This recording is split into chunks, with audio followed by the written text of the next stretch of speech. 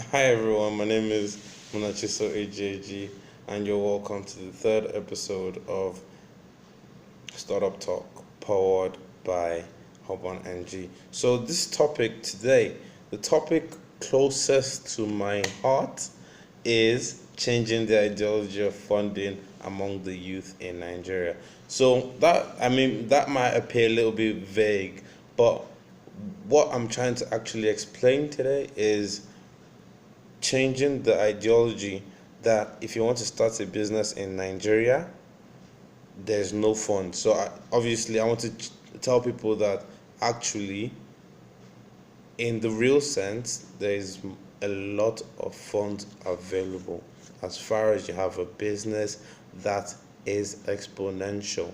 By exponential, I mean a business that is beyond you, a business that has the capacity to grow. So that is an exponential business. So let me just give a backstory of exactly why I decided to pick this topic. So let me start from my friends and my peers and experiences that I've had with them. So when I was in school, well, in Coventry University in the United Kingdom, most of my friends, even though they wanted to have businesses to their names, they were scared about the possibility of going back home and not having access to funds to actually fund the different ideas and the different dreams that they had at the time. So most of them decided to opt for jobs in corporations where they get a big check and then live in a more or less civilized environment. On the other hand, peers at home, especially the people I've met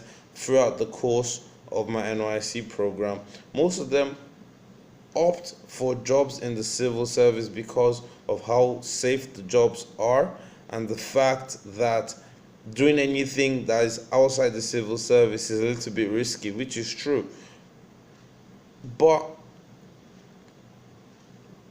I'm not even gonna lie that I haven't considered these two options at any point in my life. But when I was even in university, at some point when I was considering to do an internship, I went through brochures of different companies and I decided to pick one, do like an internship in. I was considering doing an internship in one of them, particularly British Petroleum, because obviously they had a highly incentive pay, and but I also considered what life would be like living and working in a more civilized environment. So aside aside aside that really, even when I was even when I was at home, when I had already eventually returned home, obviously as a result of knowing that here is where I'm supposed to be. Being in Nigeria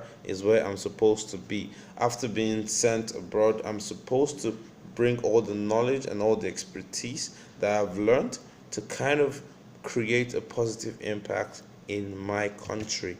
That was the reason why I was sent out in the first place, and that is the reason why I am back. So, you know, uh, I had what's it called? I had gone through that stage in of trying to get of not trying to get a job, considering a job in the UK. So when I came back, I had friends, families, stakeholders in my life, everyone telling me getting a job in the civil service is gonna be good. It's safe. Even when if you want to start your business afterwards, you would have grown the contacts, you would have grown the network base, you would have grown everything else that you needed, and you would have known the processes through which certain things work. And obviously, to at the time, I really considered it a good option. And even when I started my business, my parents also told me that I needed to still consider it as an option, especially in the sense of funding, because whatever you get from the civil service job, you can use it to supplement what your business is on, up until the job in the civil service becomes a hindrance to the business. You should be able to maintain the two. Yes, I did consider it at the time. I'm not even gonna lie and tell people cock and bull stories about that. But after the turning point with that story was when I qualified for the Tony Elumelu Entrepreneurship Program. So that kind of really, why my God, like that kind of shut up my belief system. So I felt that if other people apart from me or perhaps my family kind of believed in my business, then it is worth me believing 100% in. So it kind of, when I got that, it kind of gave me like an extra vigor, a belief system that there is, the only way from here right now is up for my business. So I kind of grew, what's it called, and an extra I got an extra boost of energy. I started looking at getting to employ more people to work in other cities apart from Lagos and Abuja. So right now I'm recruiting for different delivery rep roles in different cities scattered around Nigeria. I'm trying to pick obviously the major cities first. 9 major cities, and I have three: Abuja, Lagos, and Port. So Ibadan is almost gone. So, but generally, that's where I am in recruitment. And then I'm currently developing my web and app service. So that kind of that was for me, that was the extra push that I needed to know that I have to give 100%. There's no need splitting, because if you do 50-50, at the end of the day, the two jobs would lose. So I decided that this is the time to take risks, and this is the time to push for success. This is the time to push the frontiers, because at the end of the day, if what would you have to show? You have to work for success. You have to put your all in it, and to me, putting 100% in what I believe in is what I am doing right now. I have a strong belief system. I have confidence in myself, and I have a strong support system, my family, that believe in me. So that's kind of the recipe for the kind of drive I have right now. So before I digress too much, the actual reason I'm here is to sensitize my fellow youth, my people, that there's actually funding available in Nigeria. So I'm just going to give you a little bit of a backstory so that you understand exactly where I'm coming from. Over the past couple of years, let's say between 5 to 10 years ago, there was a huge drive towards promoting entrepreneurship in Nigeria, because the government had already more or less brought to public purview that they are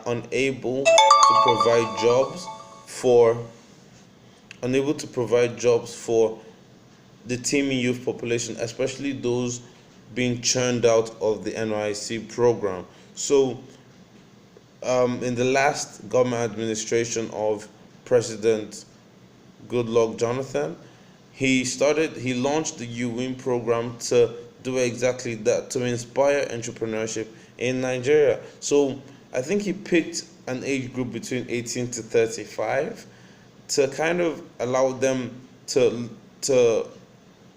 present their business plans from different sectors, and he picked certain people and gave them loans between 1 million naira to 10 million naira to launch that business. Obviously inspired a lot of people, especially people in the entertainment industry, that got the money and they're able to source for materials and for the technology needed to launch their business. So that was a good program. And then after his tenure was done, he was replaced, or we voted for retired General Muhammadu Buhari, who also launched the NYC BOI program, which was particularly tailored for the NYSC coppers. So obviously the NYSC, most generally, as I said before, most of the people, or most of us in the NYSC scheme, actually looking to get a safe job in the civil service. But the NYC BOI program was tailored for the exact opposite, to kind of let people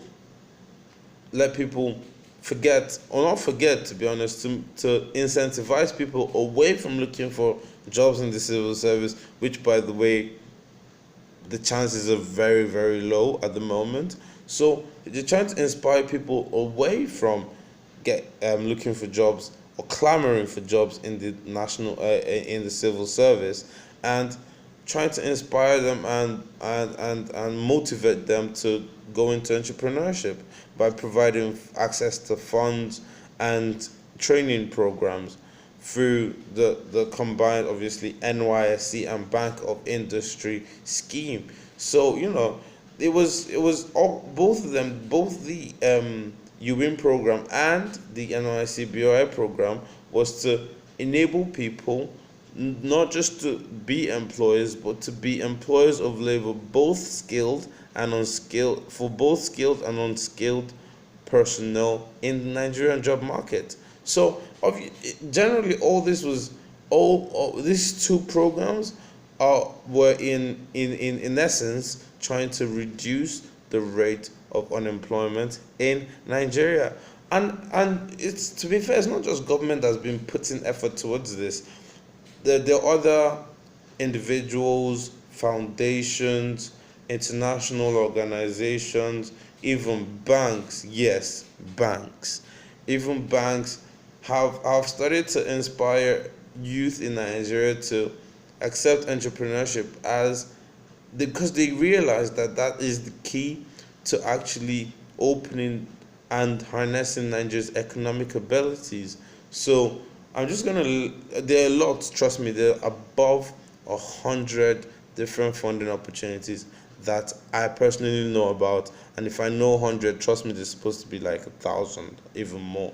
So I'm just going to list 10, especially I'm going to focus them around grants or prizes, especially for which particularly is tailored for early stage startups or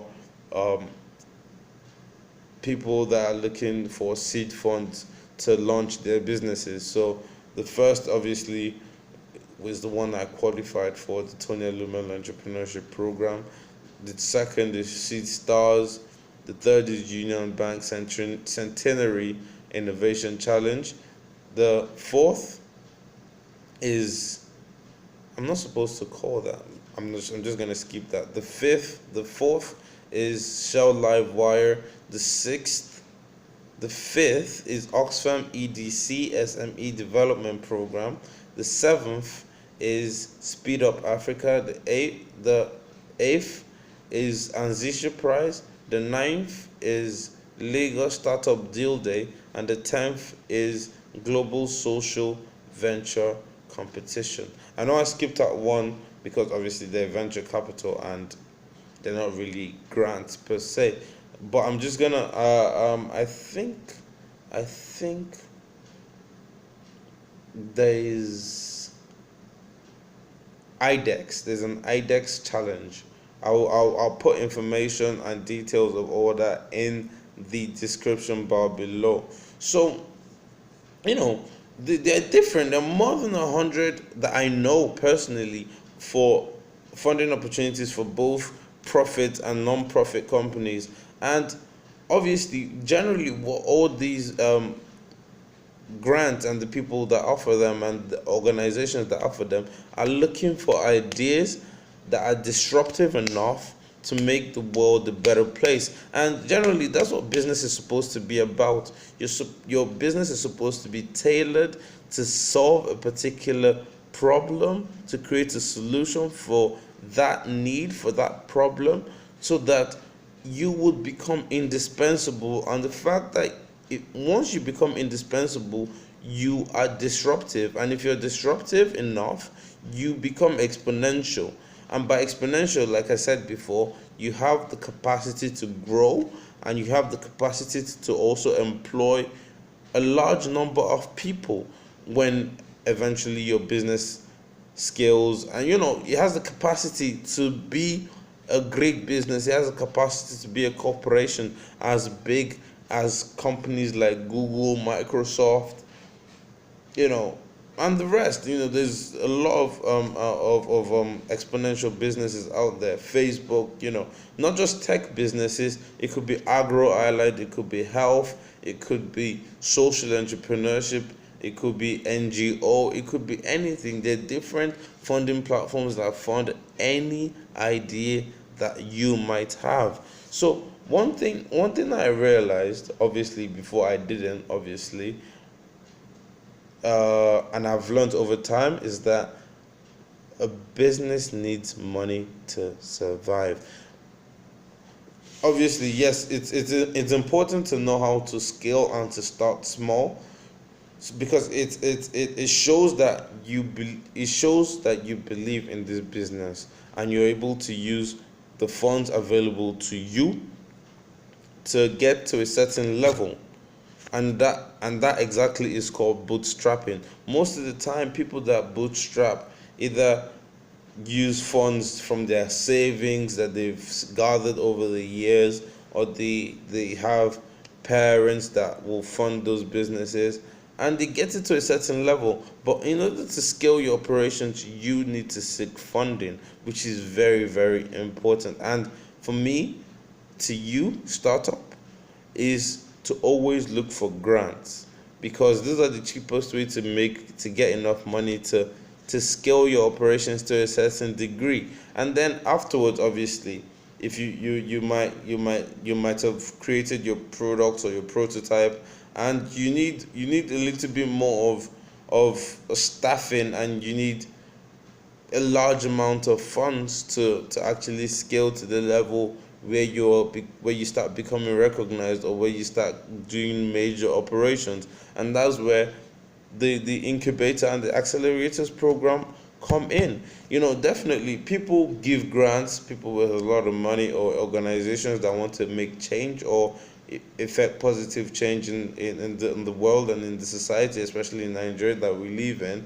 Some others decide that, we want to help you, but we want to own the part of your company, and those people fund through equity. They give you money and they take a share of your company. That, to be fair, some people might not agree with that, but think about this: if you have an idea, it doesn't mean anything to anyone except you're earning money from it. So 100% of nothing is still nothing. So it's best sharing your idea, and being able to bring people on that can actually support your business. So, some of these people, they come together and they form accelerator and incubator programs, like I said before. And I'm just going to name five in Nigeria at the moment that I know that work. One is Ventures Platform, two is Inspire Incubator, and both of them are situated in Abuja. And the next three I'm going to call are situated in Lagos, which are the Co-Creation Hub, Lead Path Nigeria, and Sasware Nigeria.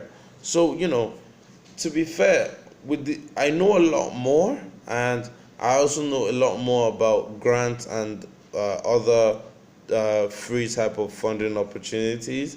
So if if you're really interested in it, you can contact me in the comment section. You can send an email to hubon.ng@gmail.com, or you can call me on my number +234 701 576 6545. So I'm going to say that again. You can email me at hubon.ng@gmail.com. The Hubon is HUBBON, and you can call me on my number, or you can WhatsApp me or text me +234 701 576 6545. So yeah, definitely is really why I'm here, is to show you that all the success of your business relies on you. The funding is available. Just work on it and go for your goals. Dream big, start small, and go for it. I mean, the world is literally your oyster. There's no point of saying that you're going to not do this business because of the different risks involved. And at the end of the day, you fast forward 60 or even 50, 60 years in the future, and you're sitting there in your deathbed regretting what business you should have done, or what business that could have made you a millionaire or a billionaire or a trillionaire or anything. You just have to go for your goals. And if you're young without any risks, just go for it. I mean, if you fail, you fail to succeed again. There's lessons to learn from that. And trust me, I've had a lot of failures, and I know what it is to start and pick yourself again. So yeah, thank you so much for listening. And if you like what you've heard, you can like, you can subscribe, and definitely share to other people that would find this really educative and informative. And also, if you want to learn or you want to get across to me, just leave a comment in the comment section. And don't forget to like, subscribe, and share. Thank you. And I am Munachiso Ejeji, CEO and founder of Hub and NG. Thank you for listening, and good night. Bye.